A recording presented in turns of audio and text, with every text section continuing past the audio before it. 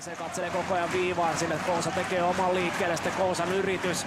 Se blokkaa Engberg, pääseekö KK purkamaan? Ei pääse. Karvinen odottaa, hakee syötön ja sinne menee! Ville Petman iskee maalin kulmalta ottelun tasoihin.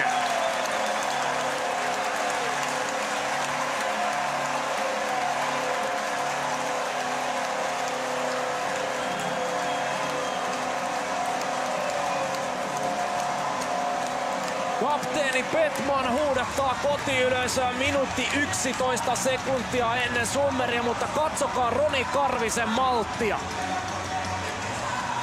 Vähän feikkaa siitä, että täältä lähtee laukaus, sitten katse ylös ja tarkka syöttö Petmanille, joka on aivan vapaana, ja Ville Petman iskee liigakauden ensimmäisen maalinsa ja tekee toisen tehopisteen tähän iltaan. Sieltä varmasti Kalaputalle tulee tuo toinen syöttö, mutta kyllä tämän maalin isä ja äiti on kyllä Roni Karvinen tuolla passilla.